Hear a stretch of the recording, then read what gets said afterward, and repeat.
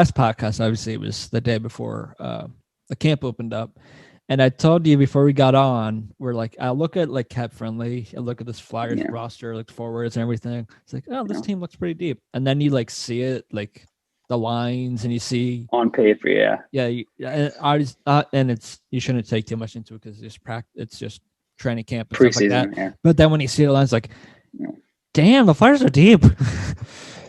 I mean, and here's an example: Jake Voracek, James Van Riemsdyk on the third line.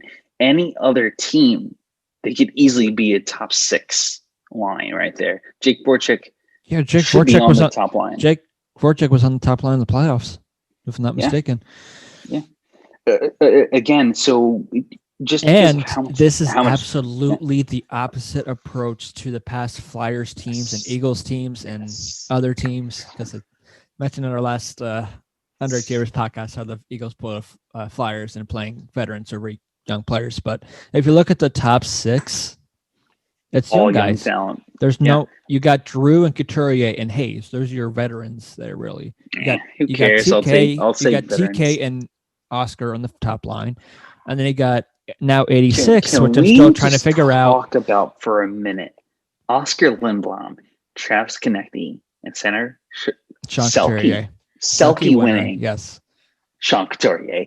What a line that is. Yes. That's phenomenal. It's a phenomenal line. The line I don't think year for the Flyers. I think it's going to be a very underrated line in terms of league-wise appreciations to top lines.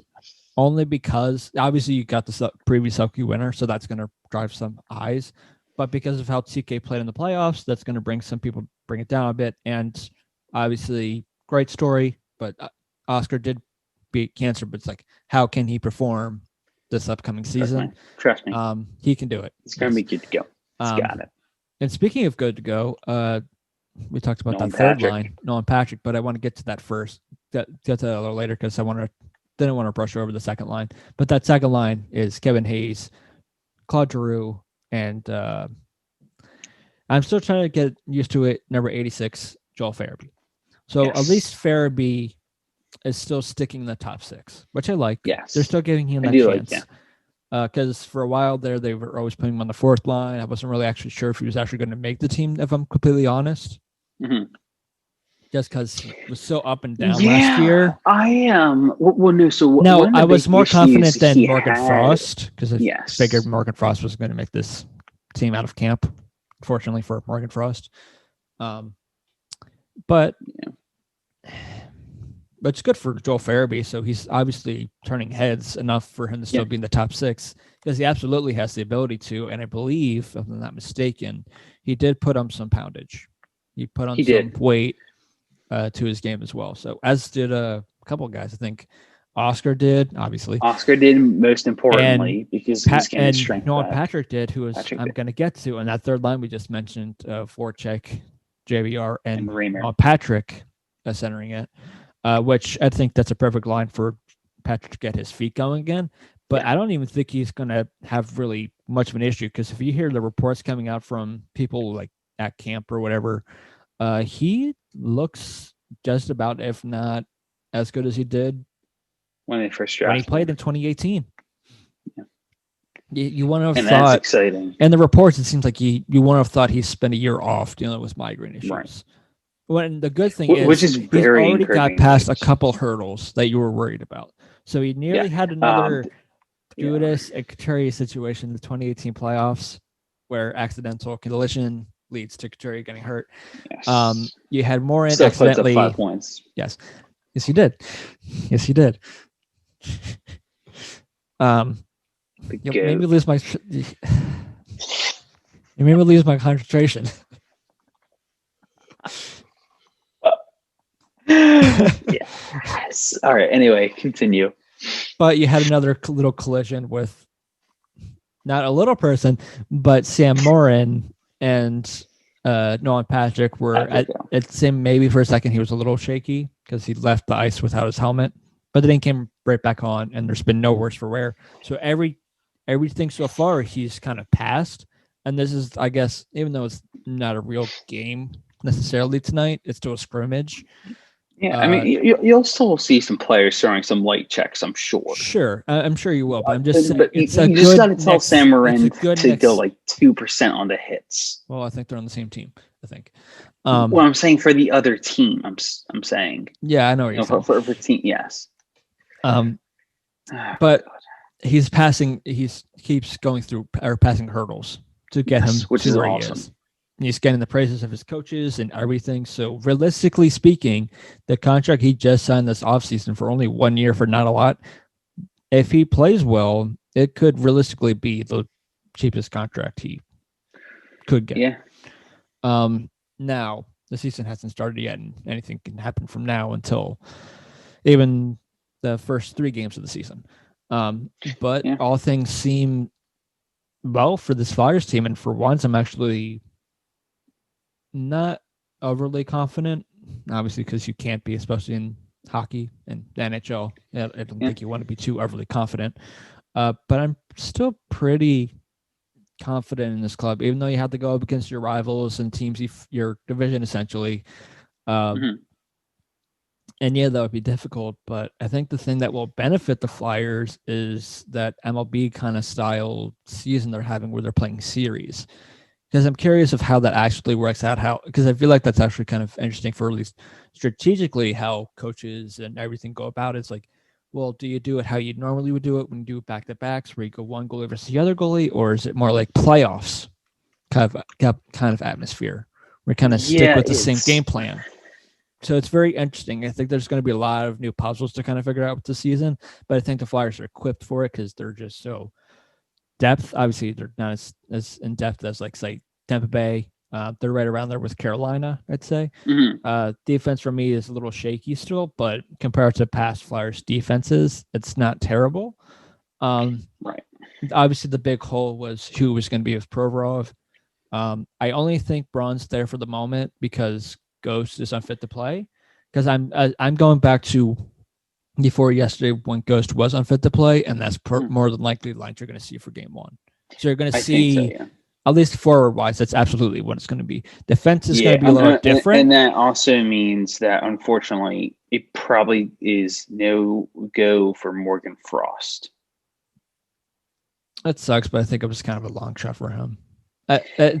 Which is kind of I think a lot of it. It's funny because last year he had a better shot at making the team this year. Like I had higher hopes for him last year than I do this year. I think what would have helped him maybe, and some of these guys would have been get injured. No, I wasn't going to say that. I was going to say if there was actually like preseason games, so you can actually see some of these guys in action. That's true. Yeah, because you usually think about it. Usually you got the rookie game, but also you have actual preseason. Right now, on Wednesday, we're jumping in full circle. We're jumping in. Game time, Game 1. You had at least 3 games, at least for Flyers' sake, of exhibition before the playoffs. Exactly. So, and that's why it honestly for a lot of teams. And what's actually even going to be like what we were saying with the bubble effect, and similar situation. A lot of teams are going to be rusty right out of the gate, unfortunately. But even if you look at that. The taxi squad or whoever would be traveling with the Flyers. Morgan Frost. I still think Frosty. Frosty's going to be on there. I'm sure Sandin might be on there. Sandin could be on there. Wisdom might be because I think he's been doing pretty well in camp.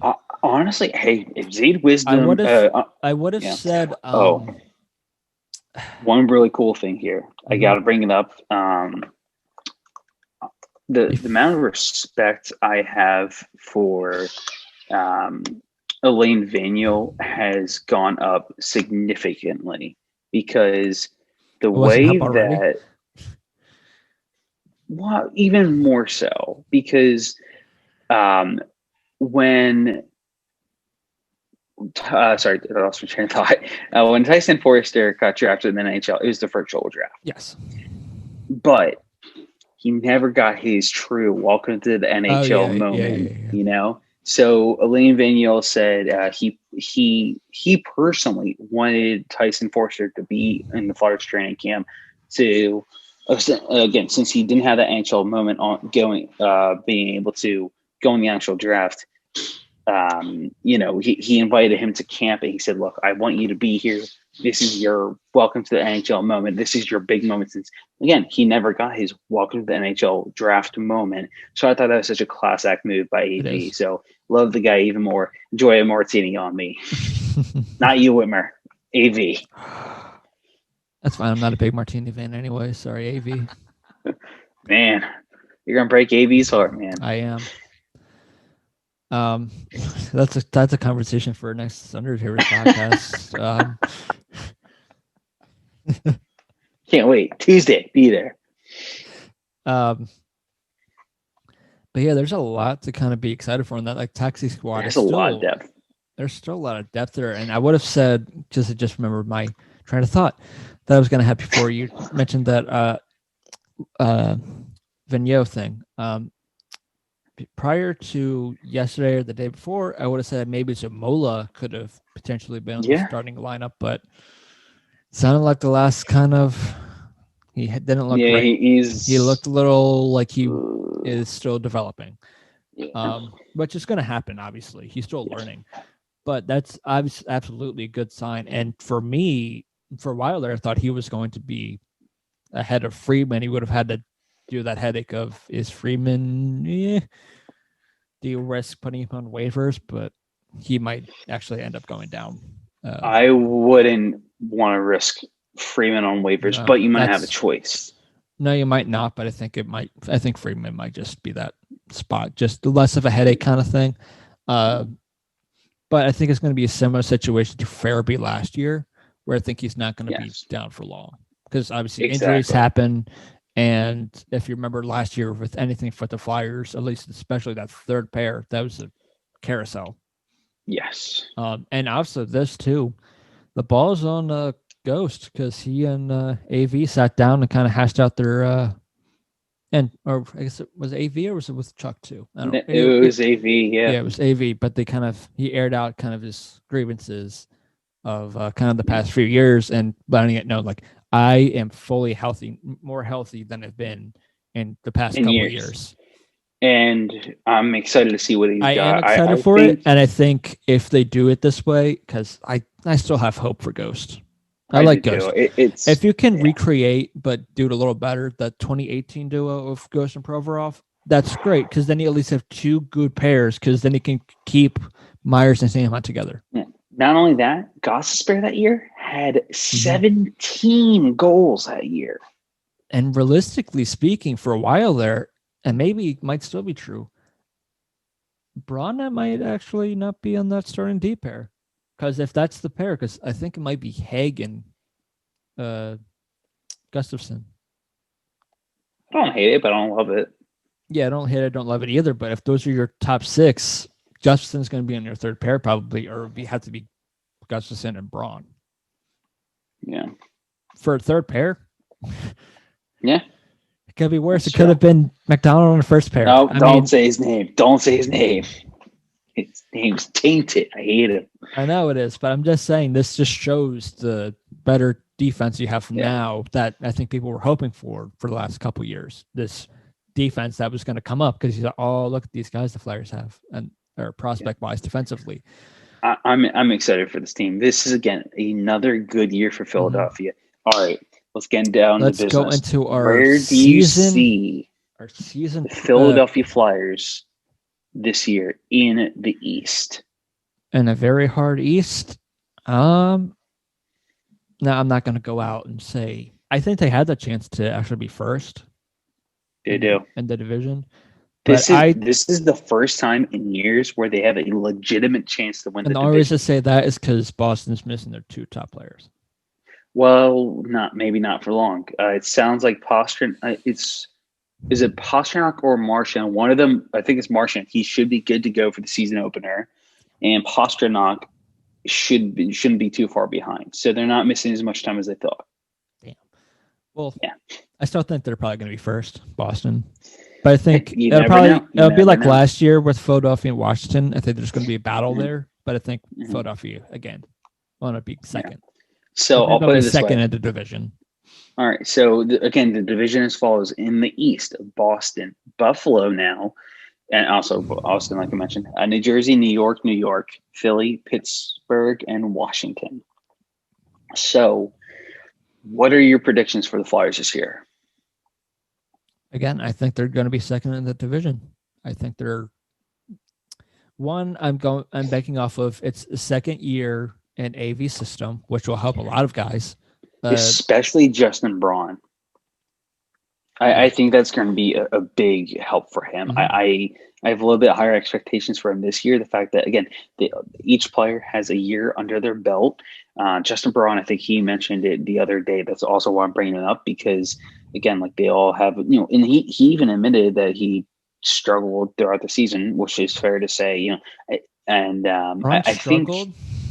Think weird. It's so weird. I have a Jim Halpert bet for you in that if, say, 5 minutes into the game, if Braun doesn't get turned around on a rush, you get my next pay. Love it. 30 seconds in. Oh, shit, I'm the it happened. King of the world! Even though it's a hockey podcast, we still managed to get an office code in. You know it's going to happen. Man. It's the Flyers versus the Flyers, but it's still going to happen. It's Braun. It happened so many times. Guys, you weren't even talking right on the season. You're talking tonight's game, aren't you? I was.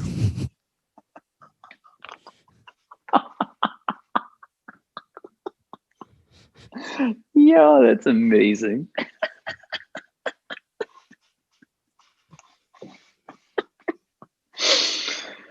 Oh, God. All right. So you say second. Okay. Yeah, I say second because I think. All right. I think the mine has a condition. Sorry. Mine has a condition on my pick. I say first. However, that's if and only if they, of course, beat Boston in their season series against them. Yeah, that'll be huge. Right. But I'm saying if they beat the Boston Bruins, like win a majority of the games against them this year, the Philadelphia Flyers will come out on top in the East Division this year. I guess I had to look it up, but I feel like they did pretty well against them last year for their season series. I think so, yeah. Split. Last year, the Marchand game. Yes, that's and obviously the last game we actually went to. That wasn't that game, but yeah. I know, I'm just saying the last game we went to. Oh, gotcha. Yeah. But going back to my reasonings for why I think the Flyers could end up being in second, one, outside of the AV factor of another year into the system and guys getting more used to it. The other thing I think will help is that realistically speaking, at least last year with the Flyers and AV's time, it seems, the Flyers are very good against their division. Obviously, they had problems against the Islanders and those type of teams. So that's my only issue is that I feel like a lot of teams may see that playbook from the playoffs and may try to imitate it a bit if they can to try to beat the Flyers, which will be annoying if they do. But I still think the Flyers are good enough where they can combat it. So that's my thinking. I think they do pretty well against their team and their division more recently than in like the last, I'd say 2-3 years, maybe. I feel like they've done better against their division, say, years past. When I say that, I'd say like the Rangers and stuff like that, because I feel like there was a while there where the Flyers weren't beating the Rangers, they weren't beating the Bruins or anyone really like that. And after they took down the Capitals in a sweep, almost sweep, right? I think they lost one. They lost in one. A shootout, which the game they should have won. Yeah. So at least they should have won. They got a point in every game against them, essentially. But that to me proves that, okay, this Flyers team, because the Capitals are the best team in the Metro outside of them, I feel, that Boston, Washington, I think, are going to be the biggest kind of headaches for the Flyers outside of the Islanders just being the Islanders. The Penguins will be the Penguins, and more than likely, I feel like they're probably going to split because the Penguins, I think they're just going to split the season series against the Flyers. But that's just my thinking. I think we can probably handle the Devils and the Sabres, even though the Sabres added Hall and the Devils added a couple pieces. I know some people are high on the Rangers, but I still think they're in that rebuild stage. I think the Flyers can. They definitely are. Yeah. That's my. They're going to be better, but still not that much better. So I think that's still good enough for the Flyers to be second. And I'm almost not completely confident, but pretty confident. Here's the biggest question: who's going to be third? Washington. Yeah. I think that Laviolette factor that first year. Yeah, that's true. So it's going to be for you. It's going to be Boston, Philly, Washington, probably the Islanders, right, or Pitt. That's where I'm up in the air on. Yeah, I'd say the Islanders just because they're the fucking Islanders and I don't get it. True. But I still can't. So you are saying because it's Crosby and Malkin. That's my only reasoning for the Penguins. That's my only reasoning. Yeah. So here's they're not that good. The Penguins, I'll admit it, but they still have Sidney Crosby and Evgeny Malkin. True. So all right, maybe they can squeak in. I don't know if it's how they. Here's mine. If it's how Philly, they got Boston, Washington, Islanders, Pittsburgh. Yeah, you're out. I mean, I wouldn't be surprised. My prediction stands because the last couple times so far, the Penguins in the playoffs against Montreal, they lost, and to end the season last year before the pause, they were also awful. So they got a lot to turn around. It's true. And so I wouldn't be think surprised. About it. They don't have Matt Murray, so no, but they do have Tristan Jarry still. This is true. This is true. So we'll see. I'll say this in terms of teams in this division, the East Division, the Flyers absolutely have the most depth. The most depth out of all these teams. The Bruins lost pieces. Yeah. But because that line is so good and they have the best goalie in the division, that's why I still think they could be first. Because of the Bruins and just that factor. They're still every year I think they're going to be a little worse just because their core is getting older. Even Krejci, I don't think he's even signed yet for Boston. He is not. So that's a big deal for them. Oh, wait, he has. He's just got another year. He's got this year, really? Then he's a UFA. Well, there you go. There you go. I completely forgot about the Better Kasha. Yeah, the Better Kasha. He's still in Europe. As is the Germ. The Germ. You'll probably see those guys in a month when the AHL comes back. Yep. So, Jeffrey, going on our kind of season kind of preview on the Flyers, who do you think will lead the Flyers in points? Ooh. I think it's going to be Lindblom. I had a feeling you're going to say that. I have a feeling you're going to go TK again because you said he was going to. No, I'm actually not. You're not going to go 40 goal TK again? No. Full season, he would have gotten there. I absolutely would not be surprised in any way, even though I don't think Patrick has that high of career numbers, but I think Patrick will. He's going to get career high. Absolutely. His career high is only 32 points or 33. 31. 31. He's already got his first playoff points, so there's that. This is true. This is true. I think this will be the first year you'll hear, not that he'll win the Norris, but I think he's going to start raising some eyebrows, Ivan Provorov. Yes, he is. At least outside of the Philadelphia area.